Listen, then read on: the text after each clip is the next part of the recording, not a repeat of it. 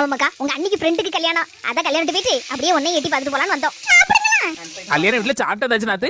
எட்டியம்மாக்கா உன் புருஷன் செலவுக்கு தரக்கூடிய துட்டுல கொஞ்சம் கொஞ்சமா சேர்த்து எடுத்து வச்சு இத்தனை வருஷமா 1 லட்சம் ரூபாய் கிட்ட சேர்த்துட்டேமா அப்படின்னு. எடி வளையல எதுவும் வாங்க போறியா?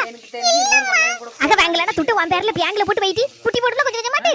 மனுஷனுக்கு பைக் வாங்கணும்னு கேட்டாருமா, அதான் கொடுத்துட்டேன். அதாவது அறிவு கட்டி அவர் பைக் வாங்கணும்னு கேட்டாராம், இவளுக்கு கொடுத்தாலாம். உனக்கு தெரியாதவளா இருக்கிய எத்தே என்ன பரம்பல இவ இப்படி இருக்கா? 4 துட்டு நமக்கு கொஞ்சம் வசப்படுத்தி வச்சுக்கிட்டாதானே காலம் கழிக்க முடியும். இப்படி வாப்பளந்தா மாதிரி அவ மாப்பிள்ளைட்டே கொடுத்துருக்கல. என்னத்தையும் சொல்லிட்டு இருக்கிய? அவ என்கிட்ட எல்லா விஷயத்தையும் சொல்லிட்டா.